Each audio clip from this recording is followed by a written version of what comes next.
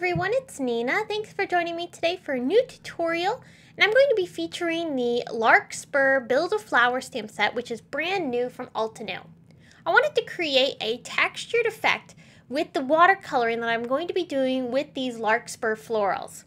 I started off by stamping the florals and the leaf onto some Strathmore watercolor paper. I'm using ink on 3 black ink, and I'm going to do some very rudimentary masking. I just need to mask off certain areas of the flower, so I didn't need a full mask to be able to make sure that these leaves are stamped behind the flower. When I'm working on creating this arrangement of florals, I'm also leaving a little bit of space because I plan on doing some layering over top using some die-cut flowers that I'll watercolor in the exact same way.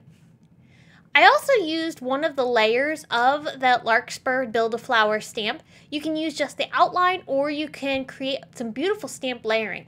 I wanted to create a little bit of texture by stamping over top of my leaves and flowers using one of the layers from each of the leaf and the flower.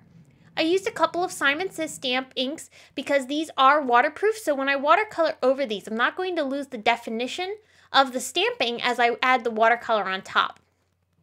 Once I did all of my stamping, I have my scene built and I could start adding in some color. I wanted to create a loose style of watercolor because I felt that this would really match nicely with these gorgeous florals and add some really nice texture. I'm very loosely adding color over top of the flower. I'm not trying to stay inside the lines. I'm basically just dropping color into certain areas of the flower.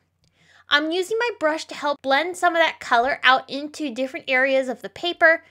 And I'm using a fairly large brush. I believe this was an 8, because this is going to allow me to not be able to control the detail as much. I'm going to get a lot more of a brush stroke effect because I have such a large brush trying to cover small areas. That's also going to help me avoid staying inside the lines because this brush is so big. It's keeping me from having the control that I normally would have for a smaller brush, which would make me more apt to be able to add detail. And I don't want detail in this because I want to have a loose style. I'm also dropping in some greens and teals and letting those mix with the yellows that I'm adding into the flower. If you have a spot like here where you have a little too much color, you can quickly wipe it up while it's still wet with a dry brush. Now I wanted to add some more texture. If you have old paintbrushes, don't ever throw them out. See this old paintbrush? I'm going to use this, even though the bristles are a little bit hard and they are a little bit splayed, this works great for adding really unique texture to your paintings. Here I'm bringing in some fairly dry paint and I'm adding layers of color in just some flicks and dabs and really just allowing the brush to create some neat texture. Again, not trying to stay inside the lines. I'm dabbing on some green to add a little bit of brighter color, and also it adds that really great texture because we're pouncing the paint onto the paper and it's creating these really neat bristles and splays. It's really beautiful. You'll also notice that the layers that we had underneath of our watercoloring that we had added with the stamping, those are still showing through and complementing the texture that we're adding on top.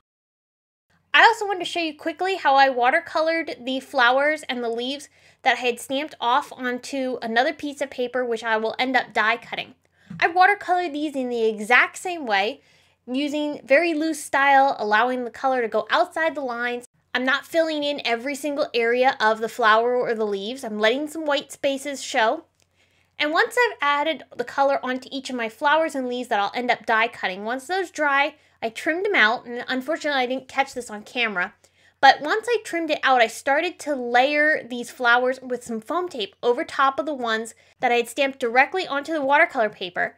And this is going to give some depth to the scene, and it's also going to fill in those areas where we had some open space. Remember I said we didn't need to focus on keeping the entire scene full? That's because we're adding in some additional layers over top. And I really love how this works because this allows you to get really creative with your placement. You can fiddle with things a little bit if you don't like how it looks. And I really love the depth that it creates by adding those die cut pieces on top of the flowers.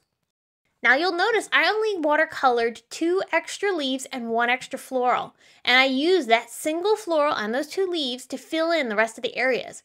I'm being very careful with making sure I just trim certain areas and then use those other corners for other areas of the card. And you can see we've really filled this in nicely. I brought in some more watercolors and started splattering on some different colors to add some texture to the background. I used black, green, and also even a little bit of that orangish red tone. And that helps give an organic feel and also some more interest to these backgrounds. I added a couple of sentiments onto the card using that same Larkspur Build-A-Flower stamp set. And then in the center of each of these Larkspurs, I used some black Nuvo drops and gave a little bit of dimension to the centers of the florals. I love how this card turned out with all of this fun texture and organic watercoloring, and I hope that it's inspired you to use your stamps, including this new Larkspur stamp set, to create some really fun textured effects in your watercoloring. Thanks so much for stopping by. Be sure to visit my blog to be part of the Build-A-Flower Stamp Set blog hop. You'll have all the details over at my blog so you can get more information on this card, including still pictures, products used, and giveaways. Thanks so much for stopping by. I'll be back again very soon with more inspiration for you. And until then, have a great day. Bye!